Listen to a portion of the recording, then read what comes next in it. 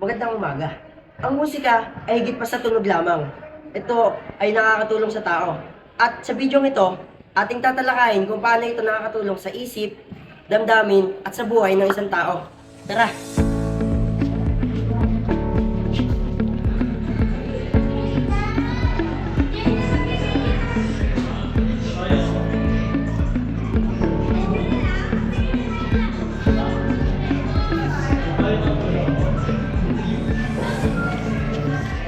Kapag nakikinig tayo ng musika, mas nagiging aktibo ang ating utak, mas nakakapag-isip tayo ng maayos, at nakakatulong din ito sa ating pag-aaral. Siyempre, kapag tayo nakikinig sa musika, na-enjoy natin ang nangyayari sa ating buhay.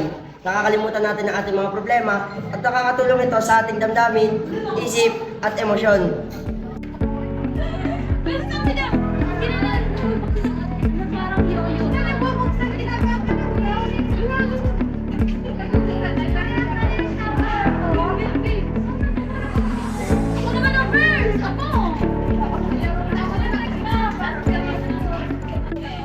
Kapag tayo ay malungkot, nakakatulong ang musika para guminawa ang ating nararamdaman.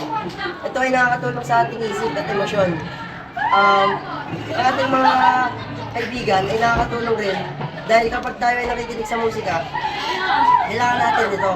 At sa emosyon, nakakatulong ito sa damdamin, nakakalimutan natin ang ating problema, ang mga depresyon, nakakapagpasaya ito ng emosyon.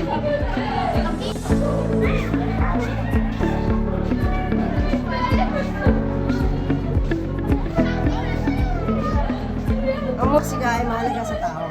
Ito ay nakakatulong upang makapagpagaan ng isipan, makabawas ng stress, at nakakatulong ito sa depresyon. Dahil kahit sa mga ospital, ginagamit ang music therapy upang makapagpagaan ng pakiramdam ng pasyente. Bakit bang iniwan mo nag-iisa? Bakit bang sa akin ay nagsawa na? Sinusunod naman kita kahit ano ginakaya, wala pa rin kwenta. Bakit ba? Ang musika ay nakakatulong sa tao. Ito ay kailangan natin.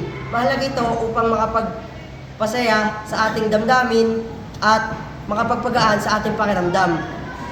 Ang musika ay ating gamitin sa ating pang-araw-araw dahil ito ay nakakatulong sa ating buhay. Nakakapagpagaan ito sa bawat tao. Ating gamitin ang musika sa bawat sandali. Maraming salamat sa panonood. Bakit